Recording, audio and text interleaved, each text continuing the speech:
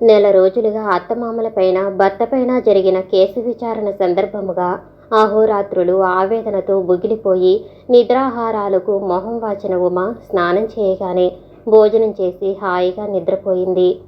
ఆదమర్చి నిద్రిస్తున్న అక్కని లేపటం ఇష్టం లేక మౌనంగా తన గదిలోకి వెళ్ళిపోయింది వారుని. పెద్దక్క రమ జీవితం అలా అయిందనుకుంటే చిన్నక్క ఉమ జీవితం ఎలా తయారైంది? ఏ జన్మలో చేసుకున్న పాపమో ఇది. చివరికి పెద్దతనంలో తండ్రికి ఇన్ని విధాల మనక్లేశాలు సంభవించాయి అనుకుని భారంగా నిట్టూర్చింది వారుని. మధ్యాహ్నం ఉమ లేచేసరికి వేడివేడిగా పకోడీలు వేసింది గోమతి. ఆమె మనసంతా రమ డైరీ మీదే ఉంది. చదవటానికి ఇంతవరకు వీలు చిక్కలేదు. ఆడబిడ్డ ఉమ గొడవలు, తర్వాత ఆమె ఆగమనంతో ఈ రోజంతా ఈ గొడవే సరిపోయింది అనుకుంది మనసులో. ఉమ లేచి ముఖం కడుక్కుని చెల్లెలు అందించిన పకోడీల ప్లేటు అందుకుంది. గోమతి మామగారికి ప్లేట్లో ఉంచి తీసుకువెళ్ళింది. ఇంకా ఉపేంద్ర రాలేదమ్మా అని అడిగారు సత్యశివప్రసాద్ పకోడీ ప్లేట్ అందుకుని.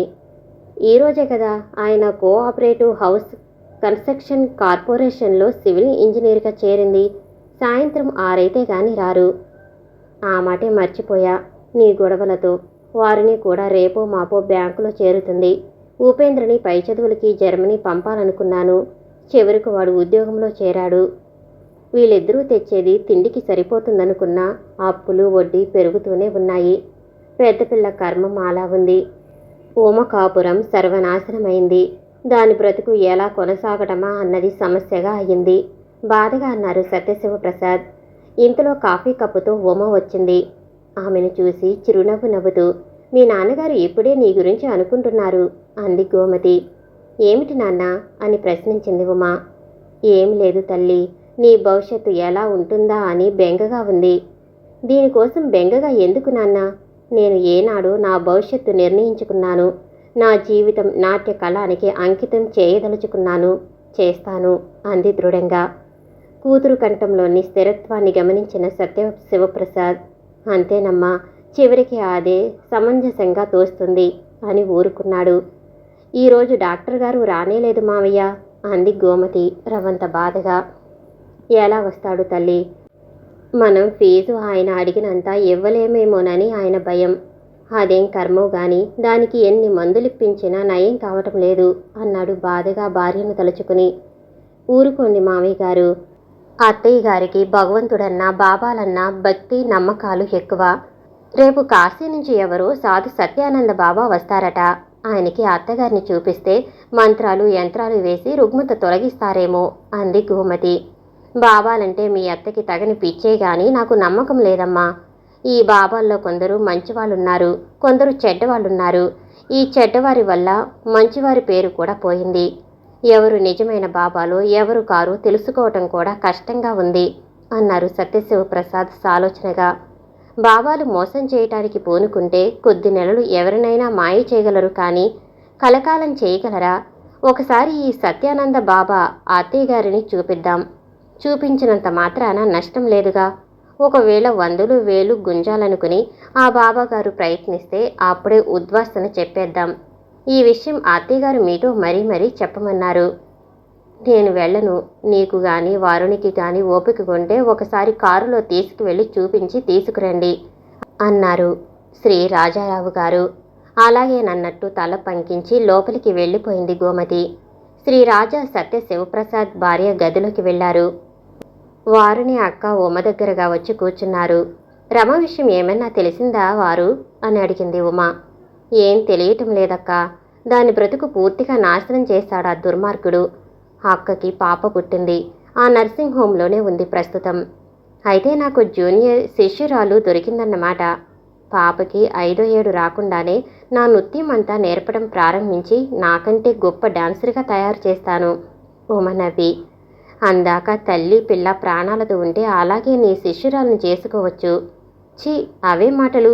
ఏదో విధంగా అక్క జీవితం బాగు చేద్దాం అంది ఉమ మెల్లగా. ముందు చూదువు గాని పద, ఆ తర్వాత శిష్యురాలు కాగల లక్షణాలు ఉన్నాయో లేవో నిర్ణయించుకుందాం అంటూ వారిని లేచి నిలబడింది. ఉమ కూడా ఆ మాటకి అలాగేనన్నట్లు తల పంకించింది చిరునవ్వు నవ్వుతూ. ఆ బిడ్డలిద్దరూ వెళ్ళిపోయాక మామగారు అలా వాహ్యాలికి వెళ్ళటం చూసి పని పూర్తి చేసుకున్న గోమతి తహతహలాడే హృదయంతో గదిలోకి వెళ్ళి డైరీ తీసింది బయటికి. ఆగస్టు 17. కుమార రాజా కళ్ళల్లో ఏదో అయస్కాంత శక్తి ఉంది. లేకపోతే అతని రూపం నా హృదయంలో ఎందుకు చెరగని ముద్ర వేయగలుగుతుంది? గడియారం సాయంత్రం 6 గంటలు కొట్టేసరికి నా మనసెందుకో షీలా బ్యూటీ సెంటర్ వైపే లాగుతుంది. పెళ్లి చేసుకుంటాను నమ్ము అని కుమారరాజా కాళ్ల వేళ్ల పడ్డాడు. ప్రమాణాలు చేశాడు. కళ్ళంబడి నీళ్లు పెట్టుకున్నాడు. కాస్త ఆగితే ఎస్టేట్ మీద వచ్చే డబ్బు తీసుకుని తన తండ్రిని కలుసుకుని ఓ 5,000 రూపాయలు నగలు కొని మహావైభవంగా పెళ్లి చేసుకుంటానని నాకు వాగ్దానం చేశాడు. అతడంతలా ప్రాధేయపడుతుంటే ఎలా నిరాకరించగలను? కనుకనే ఈరోజు సాయంకాలం అతడు నన్ను అక్కున చేర్చుకుని 2 బుగ్గలపైన ముద్దులు పెట్టుకుని ఉక్కిరిబిక్కిరి చేస్తుంటే నేనే నిగ్రహించుకోలేకపోయాను. ప్రేమలో పడిన వయసు పరవళ్ళు తొక్కుతున్న యవ్వనవతి ఏం కాంక్షిస్తుంది? ప్రియుని బాహువల్లరిలో బంధించబడ చోరుతుంది. అతని లాలనలో తన్మయురాలు కావాలని ఆశిస్తుంది. అతని తీయని తేనె సోనల్లాంటి మాటలకు ఉబ్బిపోయాను. ఆశగా అతని కేసి చూశాను. నా చూపుల్లోని నా కళ్ళల్లోని ప్రణయ విఫలత అతడు గ్రహించాడు. నన్ను తన గాఢాలింగనంలో బంధించాడు. అప్పుడే చీకటి పడింది. గదిలోని విద్యుత్ దీపం వెలిగించింది. అతని లాలనలో మత్తెక్కించే అతని చేష్టలలో కొంతసేపు నేను కరిగిపోయాను. తర్వాత పేజీలన్నీ ఖాళీగా ఉండిపోయాయి. ఇలా ఏదో ఒక సమయంలో షీలా బ్యూటీ సెంటర్కు వెళ్ళి రావటం అలవాటైంది. అలా 2-3 నెలలు 2-3 క్షణాల్లా కలిసిపోయాయి. ఇంతలో ఉపేంద్ర పెళ్లి అయింది. సంబంధం మంచిదన్న ఉద్దేశంతో వరుడి తొందర గ్రహించాక ఉమ పెళ్లి అయిపోయింది. ఉన్నట్లుండి ఒకనాటి ఉదయం దొడ్లో దంతధావనం చేసుకుంటుండగా వాంతి అయింది. కళ్ళు తిరిగి పడిపోయాను. తెలివొచ్చేసరికి నా గదిలో పడుకుని ఉన్నాను. నా పక్కనే వారుని కూర్చుని ఉంది. లేడీ డాక్టర్ నా చెయ్యి చూసింది, పరీక్షించింది. ఆ తర్వాత వారునిని బయటకు తీసుకుని వెళ్ళి మీ సిస్టర్ ప్రెగ్నెంట్ అని చెప్పిందట. మీ చెల్లి ఊరుకోవచ్చునా? మా అమ్మతో చెప్పింది. మా అమ్మ బిగ్గరగా ఏడవనారంభించింది. పెద్ద పిల్లకి పెళ్లి చేయకుండానే రెండో పిల్లకి చేసినందుకు అది విధించిన శిక్ష అని శోకాలు పెట్టింది. మా అమ్మ శోకాలు విని మా నాన్న కంగారు పడి అడిగితే రమను మీరు ఏమీ అనను అంటే చెబుతానని ఒట్టు వేయించుకుని ఈ సంగతి చెప్పిందట. మా నాన్న లాలనగా అడిగితే అన్ని విషయాలు చెప్పాను. ఆయన షీలా బ్యూటీ సెంటర్కి వెళ్ళి అన్ని విధాల అవమాన పాలై వచ్చారు. అక్కడి వారు ప్రేలిన అసభ్య ప్రేలాపనకి ఆయన మండిపడ్డాడు. మా అమ్మ శతవిధాల పోరి నర్సింగ్ హోంలో చేర్పించింది. 5వ నెల రాగానే నర్సింగ్ హోంలో చేరాక నేనే 2-3 సార్లు షీలా బ్యూటీ సెంటర్కి వెళ్ళి కుమారరాజును కలుసుకోవటానికి ప్రయత్నించాను. కానీ అతడు కనిపించలేదు. షీలా అతడి వ్యాపారం తనకు వదిలేసి డబ్బు తీసుకుని బొంబాయి వెళ్ళిపోయాడని చెప్పింది. అది నిజమో కాదోనని 2 రోజులు ఆ ఇంటికి కొంచెం పరిసరాల్లోనే నిరీక్షించసాగాను. చివరికో నాడు కారులో వాలర్స్ రోడ్డు నుంచి మౌంట్ రోడ్డుని మళ్ళుతూ నన్ను చూసి కారు ఆపాడు. తలుపు తెరిచి నన్ను ఓదార్చి హోటల్కు తీసుకువెళ్ళి టిఫిన్ పెట్టించి కాఫీ తాగాక తన డబ్బంతా షీలా మోసం చేసి లాగేసిందని, తాను ఆమెపై కోర్టులో కేసు పెట్టానని, బిడ్డ పుట్టినా పెండ్లి చేసుకుంటానని ఎన్నో ప్రమాణాలు చేసి నర్సింగ్ హోం దగ్గర దింపి నా చేతిలో వద్దు వద్దన్నా 400 పెట్టి ఖర్చులకు ఉంచుకోమని చెప్పి వెళ్ళిపోయాడు. అతను వస్తాడని వాగ్దానం నెరవేర్చుకుని నన్ను పెండ్లి చేసుకుంటాడని, నన్ను బిడ్డను స్వీకరిస్తాడని ఆశతో నర్సింగ్ హోం లోపలికి అడుగుపెట్టాను. చదవటం ముగించిన గోమతి కన్నులు అశ్రుపూరితాలయ్యాయి. ఎంత ఘోరంగా మోసపోయింది రమా! ఇంకా వారుని తర్వాత కథ అంతా త్వరగా చెప్పివేస్తే బావుండును అని ఆతృతపడింది. ఆ డైరీలోని రమ ఫోటోని మరొకసారి చూసి నిట్టూర్పు విడిచి దాచిపెట్టి లేచింది. ఇంకా భర్త రాలేదేమిటా అనుకుంటూ గుమ్మంలోకి చూసింది. సందు చివరగా వస్తూ కనిపించాడు ఉపేంద్ర. అతని గమనానికి ఆమె హృదయం ఉప్పొంగిపోయింది. నవ్వుతూ ఎదురు వచ్చిన భార్యను చూసి పడిన శ్రమంతా మరిచిపోయాడు ఉపేంద్ర. ఉమ వారుని నర్సింగ్ హోంకి వెళ్ళేసరికి రమ పాపని ఒళ్ళో పెట్టుకుని ఉంది. ఉమని చూసి రాని నవ్వు పేదాలపైకి తెచ్చుకుంది రమ.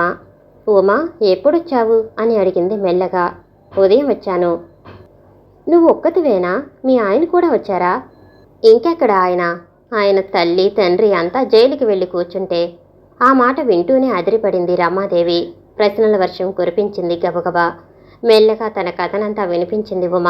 అతి శ్రద్ధగా విన్న రమ కొయ్యబారినట్లయింది. ఇదేం కర్మమా, మన బ్రతుకులిలా అయ్యాయి. నా కర్మం అలా కాలితే నీ కర్మం ఎలా కాలిపోయింది అంది కండ్లు తుడుచుకుంటూ. ఉమ జీవం లేని నవ్వు నవ్వి, ఏం చేస్తాం, ఏనాడో చేసుకున్న పాప ఫలం అనుభవించాలిగా అంది. నేను చేసుకున్నది స్వయం కృతాపరాధం. నువ్వు పెద్దల ఆజ్ఞలు బద్దవైనా నీకు దౌర్భాగ్యం తప్పలేదు. మన రాతలు తిన్నగా లేనప్పుడు పెద్దవాళ్ళు మాత్రం ఏం చేస్తారు? చూడగా చూడగా మన కుటుంబానికి ఏదో ఈ క్షిత్తు పట్టుకున్నట్టుంది ఏడుస్తూనే అంది రమాదేవి. నువ్వెందుకక్క అనవసరంగా ఏడుస్తావు? ఇప్పుడు నాకేమైందని? మొగుడు లేకపోతే బ్రతకలేమా? నాన్న నాకు చిన్నప్పటి నుంచి రంగరించి పోసిన నృత్యం ఉండనే ఉంది. ఆ కళాసేవకే నా జీవితం అంకితం చేసుకుంటాను. డాన్స్ ప్రోగ్రాంలు ఇస్తాను, విదేశాలకి వెడతాను, డబ్బు సంపాదిస్తాను. నా భవిష్యత్తును నేను ఏనాడో నిర్ణయించుకున్నాను అంది గంభీరంగా ఉమాదేవి. అదృష్టవంతురాలివి ఉమా, నీకా చేతిలో ఒక వృత్తి విద్య ఉంది కనుక ధైర్యంగా భగవంతుడిచ్చిన శాపాన్ని వరంగా మార్చుకోవటానికి కృషి చేస్తున్నావు. నా పని ఎటూ కాకుండా పోయింది. అటు చదువు అబ్బలేదు సరికదా, ఇటు సంగీతము నృత్యము నీలాగా ఏదీ రాలేదు. పూర్తిగా భర్త అనే వ్యక్తి అనే ఆశ్రయించుకోవలసిన అవసరంలో పడిపోయిన నన్ను ఆ భర్తకి కూడా దూరం చేసి చిత్రవద చేస్తున్నాడా భగవంతుడు? ఎందులోనన్నా పడి చావకుండా ఈ బిడ్డ అనే బంధాన్నిచ్చి వెక్కి వెక్కి ఏడ్చింది రమాదేవి. ఆమె దుఃఖం చూసి చెల్లెళ్ళిద్దరూ కళ్ళనీళ్లు పెట్టుకున్నారు. ఊరుకు అక్క, నువ్వు కళ్ళా కపటం తెలియని దానివి. తాత్కాలికంగా మబ్బులు కమ్మినంత మాత్రాన వెలుగు రాకుండా పోతుందా? నీకు మంచి రోజులు వస్తాయి. నీ భర్త నిన్ను తిరిగి చేపట్టకపోడు అంటూ ఓదార్చారు ఇద్దరు. ఆధైర్యంతోనే బ్రతుకుతున్నాను అంటూ కన్నులు ఒత్తుకుంది రమ. కాసేపు ఆ కబురు ఈ కబురు చెప్పి సెలవు తీసుకున్నారిద్దరు. ఇంటికి అక్కా చెల్లెళ్ళిద్దరూ తిరిగి వచ్చేసరికి ఉపేంద్ర వచ్చి ఉన్నాడు. అతని ఆఫీసుల్లో పేపర్లో ఉమాదేవిని గురించిన వార్తలన్నీ చదివాడు. ఇంటికి రాగానే ఉమ వచ్చిందని గోమతి చెప్పింది కనుక ఆమె రాక కోసమే ఎదురు తెన్నులు చూస్తున్నట్లు హాల్లో సోఫా మీద కూర్చుని ఉన్నాడు. ఉపేంద్రని చూసేసరికి ఎక్కడ లేని సంతోషము వచ్చింది ఉమాదేవికి. వారిద్దరూ కబుర్లలో పడిపోయారు. అన్నా చెల్లెళ్ళిద్దరూ కబుర్లలో పడితే గంట దాకా బయట ప్రపంచాన్ని గురించిన ఆలోచన ఉండదు.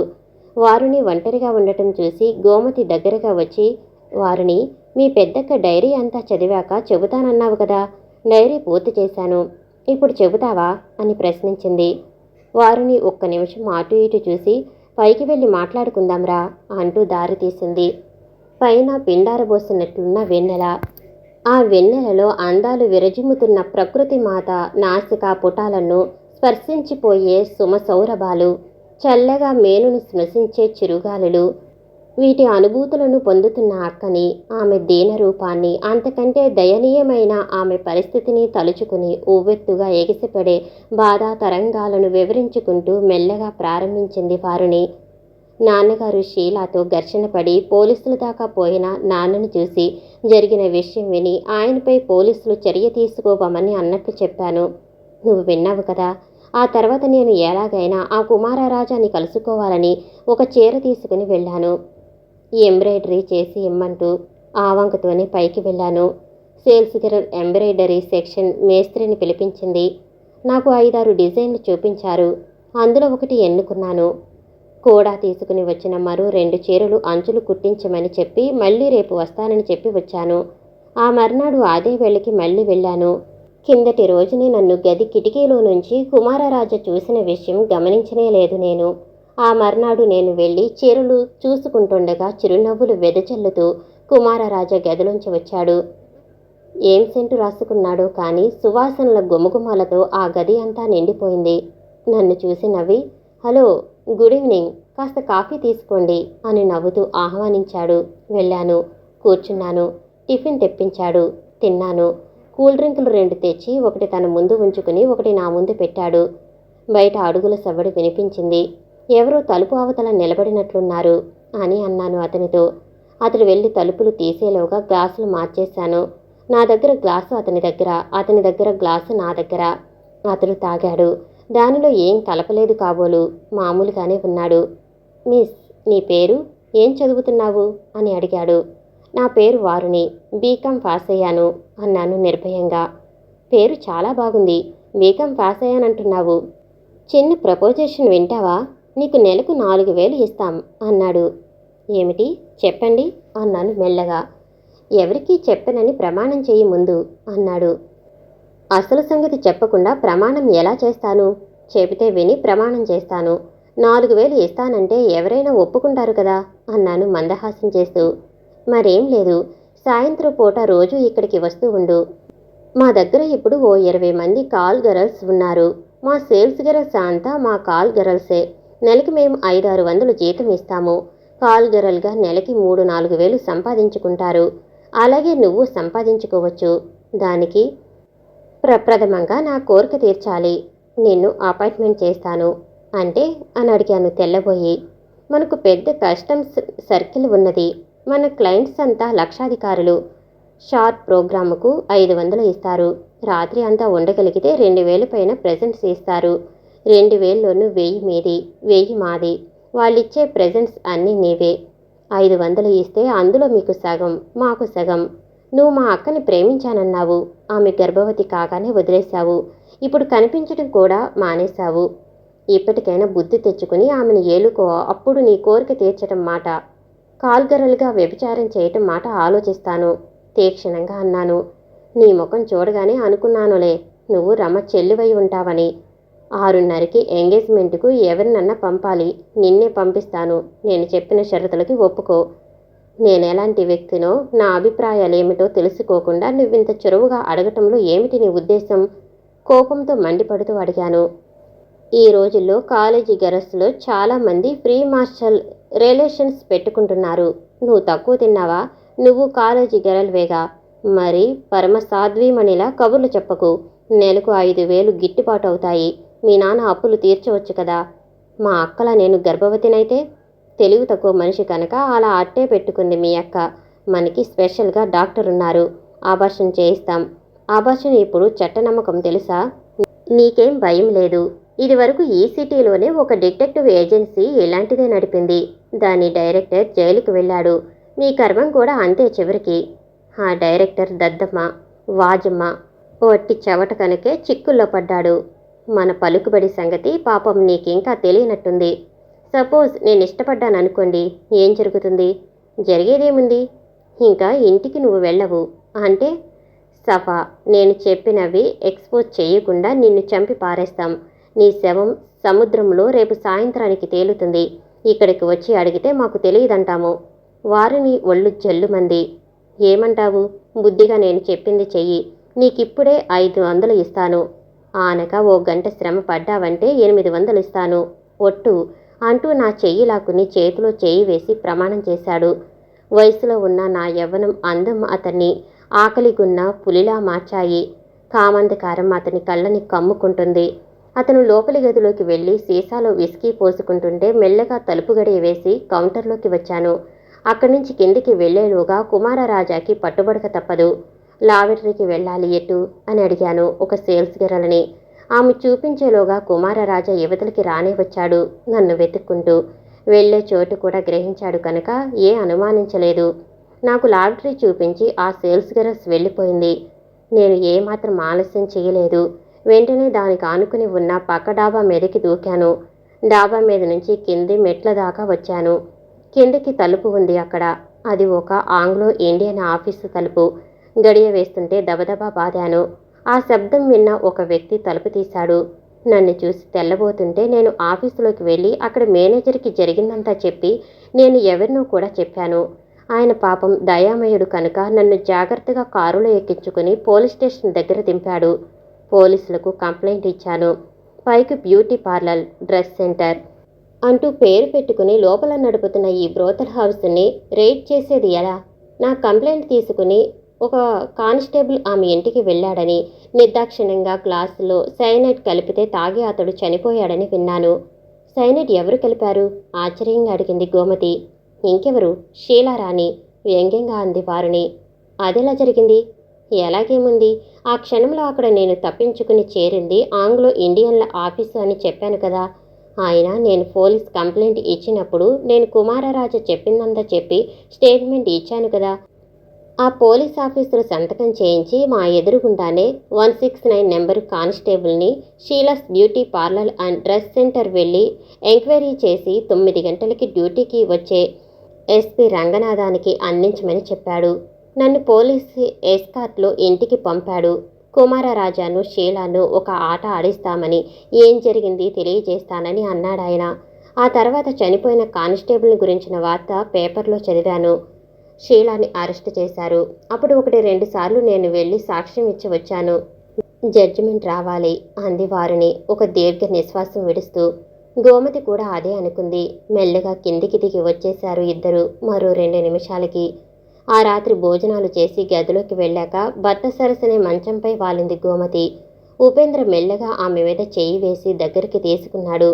మెల్లగా కబుర్లు చెప్పుకుంటున్నప్పుడు, రమని మోసం చేసిన ఆ కుమారరాజా గాడిని గంగాయపాలెం వెళ్ళి 4 తన్ని తీసుకురాకూడదా అంది గోమతి. వెళ్ళాలి, వెడదామని అనుకుంటున్నాను. ఎన్నాళ్ళు నాకు సంపాదన లేదు కదా. అన్నింటికి నాన్నని డబ్బు అడగాలి. అడిగాననుకో లేనిపోని ఆరాలన్నీ వస్తాయని ఊరుకున్నాను. తమ పట్ల నాన్న వైఖరి ఎలా ఉందో నాకు తెలియలేదు. అసలు వెడతానని చెప్పాలా, మామూలుగా వెళ్ళి రావాలా అన్న మీమాంసలో పడిపోతున్నాను అన్నాడు ఉపేంద్ర సాలోచనగా. అవి తర్వాత చూసుకుందాంలేండి, ముందుకుసారి వెళ్ళిరండి అంది గోమతి. అలాగేనన్నట్లు తల ఊపాడు ఉపేంద్ర. తెల్లవారుతూనే వచ్చిన పేపర్ని చూసిన వారిని ముఖంలో ఆశ్చర్యానందాలు ద్యోతకమయ్యాయి. బ్యూటీ పార్లర్ యజమానురాలికి జన్మ ఖైదీ. Sheela's beauty parlour and dress సెంటర్ల యజమానురాలు షీలాకు యావజ్జీవ కారాగార శిక్ష. ఆమె సంస్థలోనే ఉంటున్న కుమారరాజా సాక్ష్యం ఇచ్చిన ప్రకారం జిల్లా జడ్జి విధించిన శిక్ష అన్న హెడ్డింగ్ చదివింది గబగబా గోమతిని లేపింది. ఇంట్లో అందరినీ లేపింది వారిని. క్షణంలో అంతా హాలులో పోగయ్యారు. పేపర్ పెద్దగా చదవసాగింది వారిని. రాజా సత్యశివ ప్రసాద్ గారి 3వ కుమార్తె కుమారి వారిని ఇచ్చిన కంప్లైంట్ను పురస్కరించుకుని police officer Shri Narendra 169 number constable సుందరశేఖర్ను ఎంక్వైరీ పంపారు. అతను విషప్రయోగం వల్ల హతుడయ్యాడు. దానిపై తీవ్రమైన దర్యాప్తులు జరిపారు. షీలాను, ఆమె కుడిభుజం లాంటి కుమారరాజాను, బ్యూటీ పార్లర్లోని 20 మంది గర్ల్స్ని అరెస్టు చేశారు. కానిస్టేబుల్ సుందరేష్ని పొటాషియం సైనైడ్తో ఎందుకు తుద ముట్టించాల్సి వచ్చిందో షీలా తెలియజేసిన కథ ఇది. ఆ రోజు కానిస్టేబుల్ సుందరేశన్ ఎంక్వైరీకి నా దగ్గరికి వచ్చాడు. అతన్ని చూసి నేను కాస్త జంకినాను. నవ్వుతూ ఆహ్వానించాను. వెంటనే సేల్స్ గర్ల్ని తలుపులు మూయమన్నాను. అతన్ని నా గదిలోకి తీసుకెళ్లాను. అంతకుముందు కుమారరాజా వారుణులకు మధ్య జరిగిందంతా రాజా నాకు చెప్పివేశాడు. బాత్రూంకి వెళ్లిన వారుని పావుగంట అయినా రాకపోవటంతో తలుపు నెట్టి చూడమన్నాడు ఒక సేల్స్ గర్ల్ని. వేసిన తలుపులు వేసినట్లే ఉన్నాయని ఆమె రాజాకి చెప్పింది. దాంతో నాకన్ని విషయాలు చెప్పాడు. 1-2 రోజులు ఏదో వంకన రప్పించుకుని మెల్లగా వశపరుచుకోవచ్చు కదా, ఇంతలోనే అంత తొందరపడ్డావేం అని విసుక్కున్నాను నేను. ఆ అక్కా చెల్లెలే కదా, ఒకే గూటి చిలుకలు. ఈవిడ పతివ్రత కాబోదులే కాదు కదా అని చొరవ చేశాను. టిఫిన్ తిని కాఫీ తాగి హుషారుగా సరదాగా మాట్లాడింది అన్నాడు కుమారరాజా. అతనికి ధైర్యం చెప్పి పంపాను. సుందరేశన్ వచ్చాక అతనికి విస్కీ ఇచ్చాను గ్లాసులో పోసి. అది తాగిన నన్ను తటాలున కౌగిలించుకున్నాడు. బవిరిగెడ్డం కూర మీసాలతో నన్ను ముద్దు పెట్టుకుంటే చీ అని మనసులోనే చేదరించుకున్నాను. ఇంటికి ఏం పని మీద వచ్చావని ప్రశ్నించాను. బ్రోతల్ యాక్ట్ కింద నీ మీద కేసు పెట్టి అరెస్టు చేసి తీసుకురమ్మన్నారు ఇన్స్పెక్టర్ గారు అని జవాబిచ్చాడు. నేను బ్రోతల్ నడపటం లేదే అన్నాను నేను. వాడెవడో కుమారరాజట. ఆ కుర్రదాన్ని గదిలో పెట్టి తన దగ్గరికి వస్తేనే కాని వదలనన్నాడట. వాడెవడు?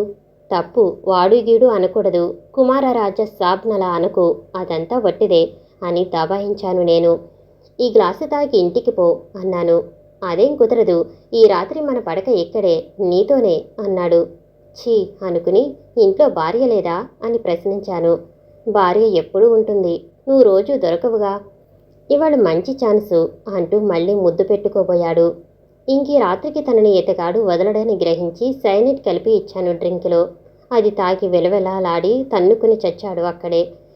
వెంటనే నేను కుమారరాజాని పిలిపించి విషయం అంతా చెప్పాను.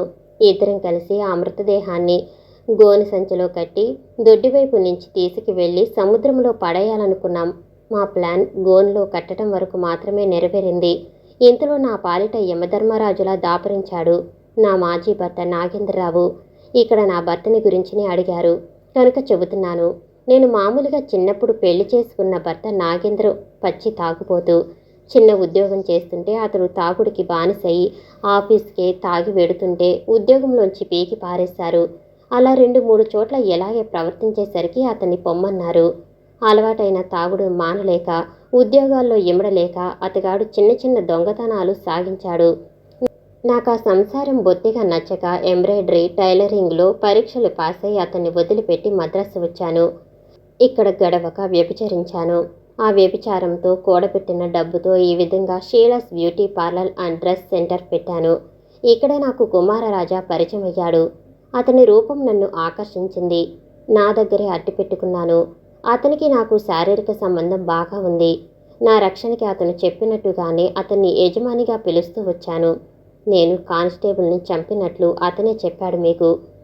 నేనిక్కడ స్థిరపడి వీటి వల్ల డబ్బు సంపాదిస్తుండేసరికి దొంగతనాల్లో జైలుకి వెళ్ళి వచ్చిన నాగేంద్రం నన్ను గుర్తుపెట్టి బ్లాక్మెయిల్ చేస్తూ తాగడానికి డబ్బు గుంజేవాడు. ఆ రోజు అలాగే వచ్చి ఈ హత్యా ప్రయత్నం పసిగట్టి పోలీసులను తీసుకువచ్చాడు. ఆ తర్వాత కథంతా మీకు తెలిసిందే అంటూ ముగించింది షీలా. కుమారరాజా ఇచ్చిన స్టేట్మెంటు తను BA పాస్ అయ్యానన్నాడు.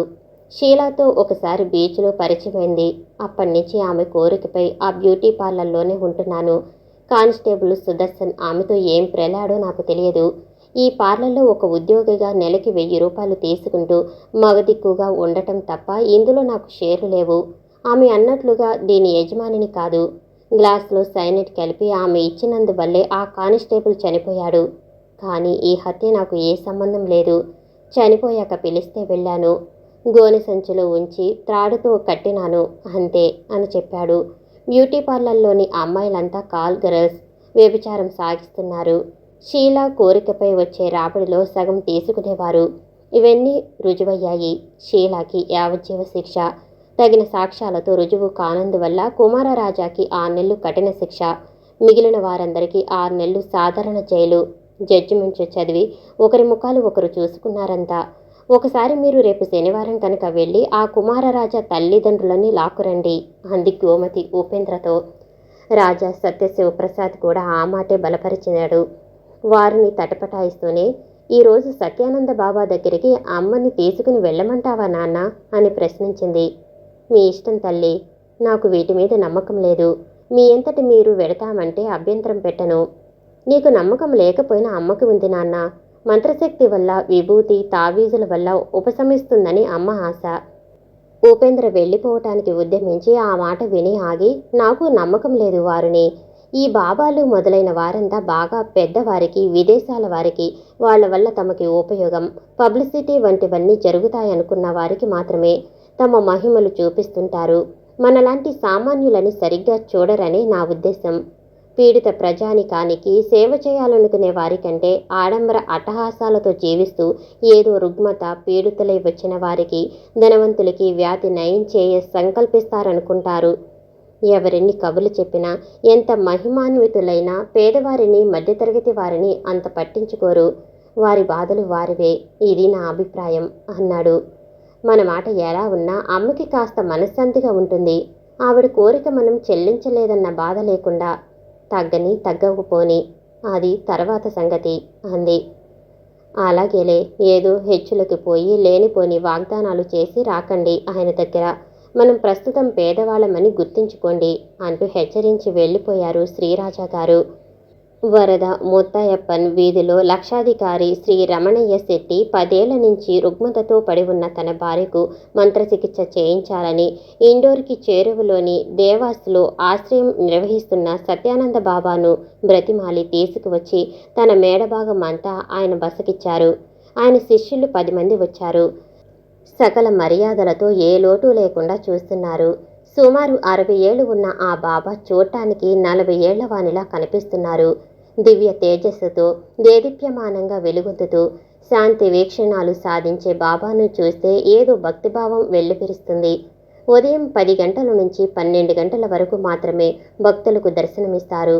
ఆ 2 గంటలలోనే వారి రుగ్మతలకు మందులు చెబుతుంటారు. మంత్రించిన విభూతి తావిత్తులు ఇస్తూ ఉంటారు. కొందరికి మంత్రోపదేశం కూడా చేస్తుంటారు. ఈ 2 గంటలు మినహా రోజు ఉదయం నుంచి రాత్రి 12 గంటల వరకు భక్తులు నారాయణ మంత్రం జపిస్తుంటారు. ఉమ ఫోన్ చేసి ముందుగా ప్రోగ్రాం ఫిక్స్ చేసుకుంది. 10:30కి బాబా పూజాధికాలు ముగించుకుని భక్తులను పర్యవేక్షిస్తున్న సమయంలో ఉమ తల్లి వారుని నాతో కారులో వచ్చింది. 10 నిమిషాలను మించి ఏ భక్తుడు ఉండరాదని నియమం. రాజ్యలక్ష్మీదేవి మెల్లగా ఆయన ఎదుట కూలబడింది. పక్షపాతంతో బాధపడుతున్న ఆమె బాబాను చూడగానే దుఃఖాస్త్రవపూరిత నయనాలతో తీవ్రంగా స్పందిస్తున్న హృదయంతో మనంపూర్వకంగా నమస్కరించింది. బాబా ఉమని రమ్మని పిలిచారు. అన్నీ అడిగి తెలుసుకున్నారు. రాజ్యలక్ష్మీదేవి వంక తేరిపారా చూసి ఏదో మంత్రం తనలోనే ఉచ్చరించారు హిందీలో. అమ్మా ఎలారా, లే, నడు, నీకేం భయం లేదు అన్నారు. ఉమ మెల్లగా లేవతీసింది. నీ చెయ్యి తీసేయి, నడిచిరా అన్నారు బాబా. ఆశ్చర్యం. ఆమెకేదో విపరీతమైన శక్తి ఆవహించినట్లయింది. ఆ శక్తితోనే ఆమె ముందుకు అడుగు వేసింది. ఆయన దగ్గరకు వెళ్ళింది. ఉమాదేవి బాబా మంత్రశక్తి చూసి విస్తుపోయింది. దగ్గరగా వచ్చి కూర్చో అన్నారు. ఆమె చెవిలో ఒక మంత్రం ఉపదేశించారు. ఇది సూర్యగాయత్రి. సూర్యుడు జగద్బంధువు. ఆయన లేకపోతే అంతా అంధకారం. ఆరోగ్యం ఇచ్చేది ఆయనే కనుక రేపు ఉదయం స్నానం చేసి సూర్యునికి ఎదురుగా నిలబడి లేదా కూర్చుని 108 సార్లు నేను చెప్పిన మంత్రం జపించు. నేను ఇక్కడ 15 రోజులు ఉంటాను. రోజు ఉదయం 10 గంటలకు సరిగా రా. ఈ 15 రోజుల తర్వాత నువ్వు మామూలుగా నడుస్తావు. నీకు పక్షపాతం లేదు. బెంకుతో పట్టుకున్న నరాల బలహీనత అంటూ మంత్రించిన విభూతితో ఆమె మోకాలు నుంచి పాదం వరకు 3 సార్లు రాసినప్పుడు రాజ్యలక్ష్మీదేవి అనిర్వచనీయమైన మంత్రశక్తి విద్యుత్ రంగాలుగా ఆమె కాలికి సోకింది. ఉమ అర్పించిన యాపిల్స్ స్వీకరించారు బాబా. ఉమ హ్యాండ్ బ్యాగ్ తెరవబోయింది. డబ్బు ఇద్దామని వద్దని సంజ్ఞ చేశారు బాబా. నైరాశ్యంతో కుంగిపోయిన రాజ్యలక్ష్మీదేవి మేడమెట్లు ఉమ సహాయం లేకుండానే దిగి కారు దగ్గరకు రావటం చూసి డ్రైవరు నిశ్చేష్టుడైనాడు.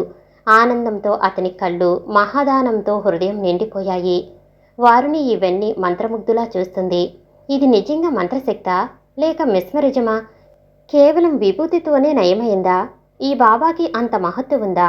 మంత్రాలకి చింతకాయలు కలికాలంలో ఈ 20 శతాబ్దంలో కూడా రాలుతున్నాయా అని ఆశ్చర్యపోయి ఇంటికి వెళ్ళి ఉపేంద్రకి చెప్పాలని, బాబానే వీలైతే తన సందేహాలను అడిగి నివృత్తి చేసుకోవాలని గట్టి నిర్ణయానికి వచ్చింది వారిని. దానితో పాటు కుమారరాజా జైల్లో ఉన్నాడు కనుక అతన్ని ఈ విషయంలో తండ్రిని ఒప్పించి రమని ఇంటికి తీసుకురావాలని కూడా వాంఛించింది.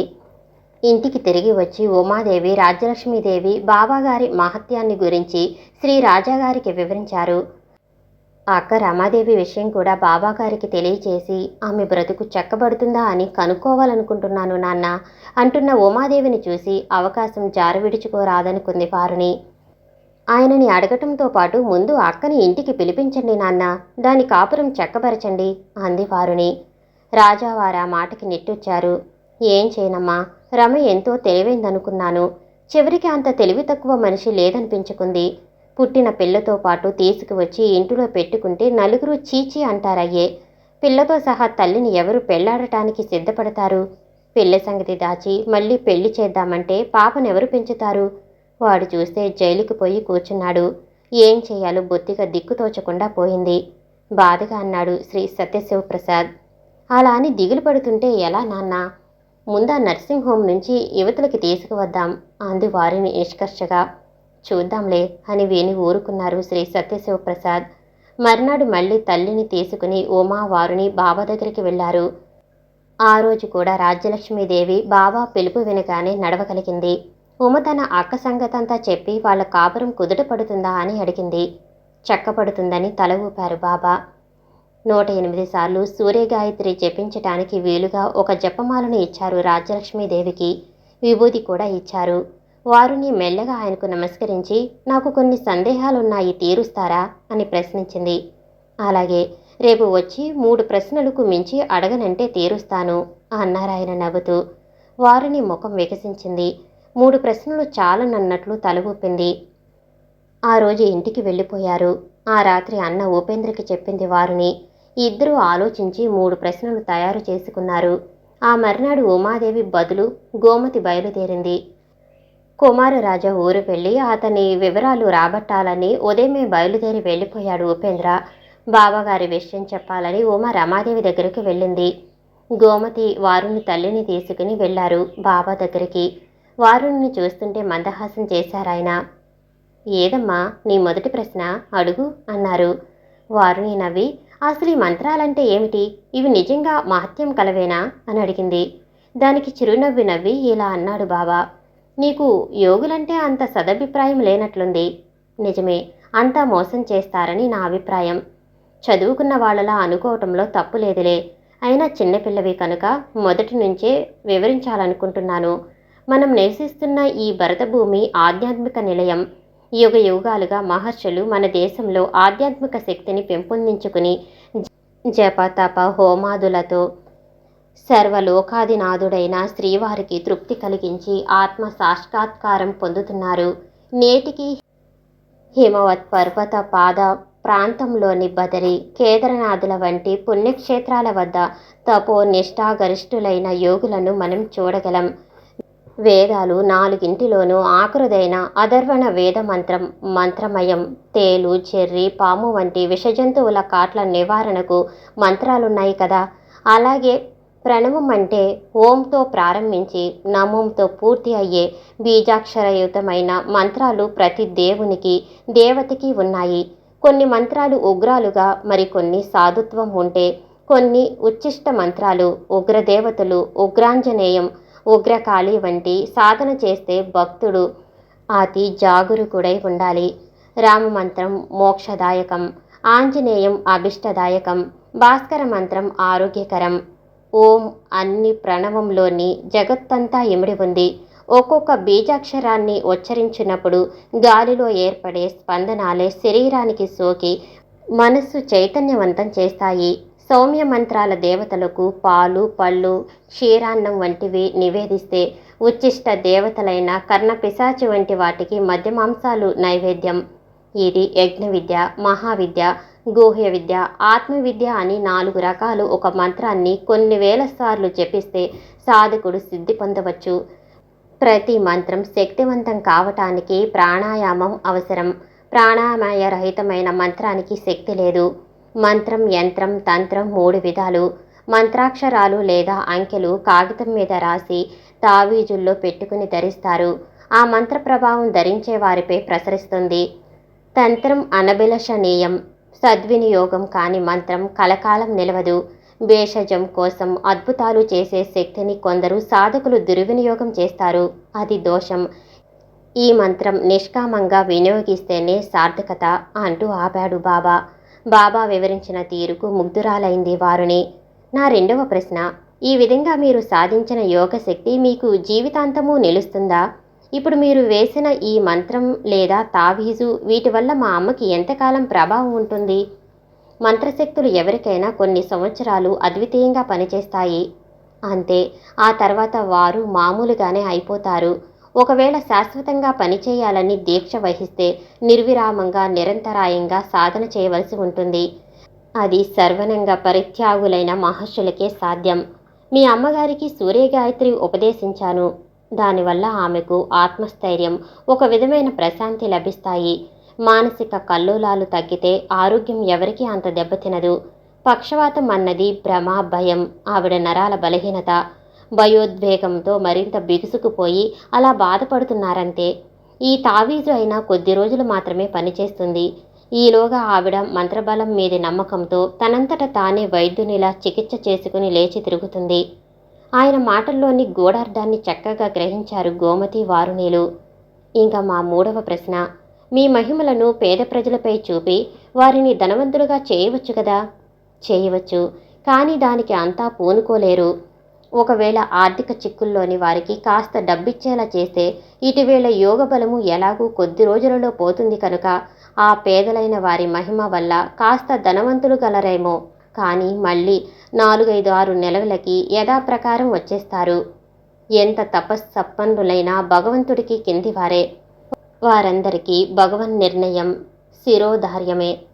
దాన్ని చెరపలేరు.